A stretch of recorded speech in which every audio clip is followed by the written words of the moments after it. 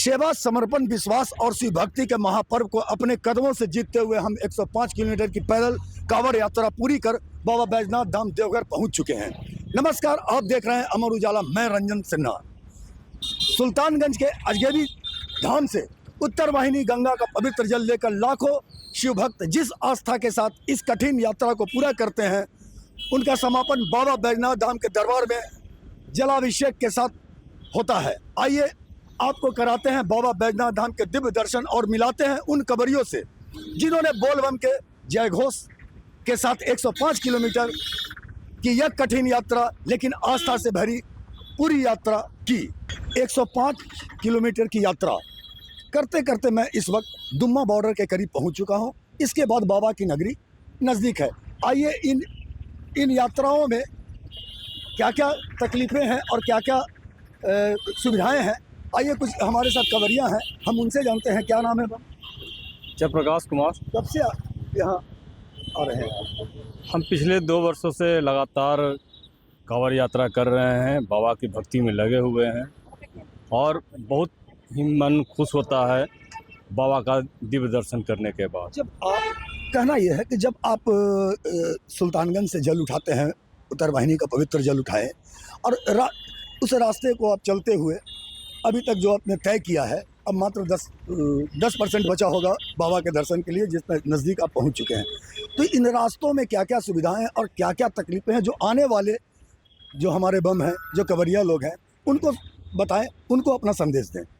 देखिए, जिस तरह से बिहार से लाखों श्रद्धालु आते हैं और कई श्रद्धालु कई तरह के कांवड़ लेकर आते हैं, उन श्रद्धालुओं के लिए थोड़ा सा विशेष व्यवस्था करनी चाहिए सरकार को। और सरकार जो भी श्रद्धालु हैं उनको देखते हुए पेयजल, शौचालय, सीवर का व्यवस्था, हेल्थ का व्यवस्था बहुत ही बढ़िया है। रास्ता भी बहुत बढ़िया कर दिए थे सरकार इस बार, क्योंकि विगत 3 वर्षों से जो हम लोग देखे थे उसमें कहीं ना कहीं टूटियाँ होती थी, मगर इस बार जो तैयारियाँ हुई है वो काफ़ी सुखद था और आरामदायक था।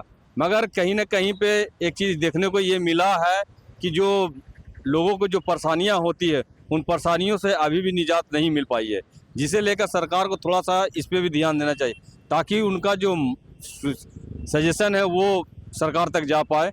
और इसके चलते जो है थोड़ा सा कठिनाई होती है कि कांवरियों को थोड़ा सा चलने में परेशानी होती है।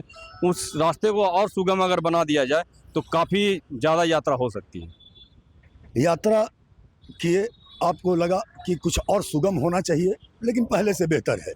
हर सुविधाएं वहाँ, कई दुकानें खुली है यहाँ वहाँ, और जो व्यवस्थाएं हैं उस पर क्या बताना चाहेंगे?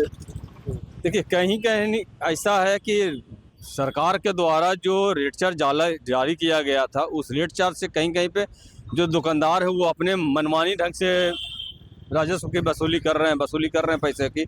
मगर उसमें क्या है कि कहीं पे है कि अगर 20 का पानी का बोतल है तो वहाँ पर 30 लिया जा रहा है, कहीं पर अगर कोल्ड ड्रिंक अगर 30 का है तो वहाँ पर 45 लिया जा रहा है।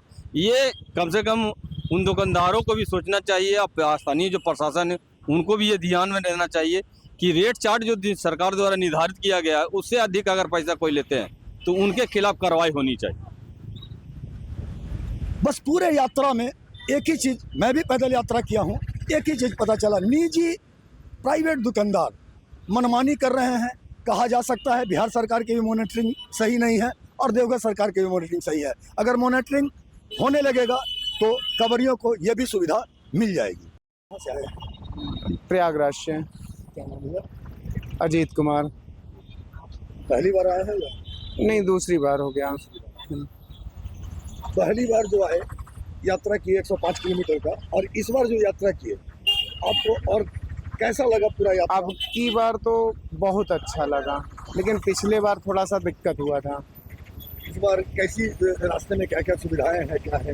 रास्ते में हर चीज़ की सुविधाएं, लैट्रिन, बाथरूम, हर चीज़ की व्यवस्था बढ़िया थे। क्या कहना चाहेंगे? बढ़िया बढ़िया, बहुत बढ़िया दर्शन भी हुआ। आपके राज्य की खबरें, आपके शहर की खबरें सबसे पहले जानने के लिए देखते रहें अमर उजाला। चैनल को सब्सक्राइब जरूर कर लें और पाएं हर अपडेट।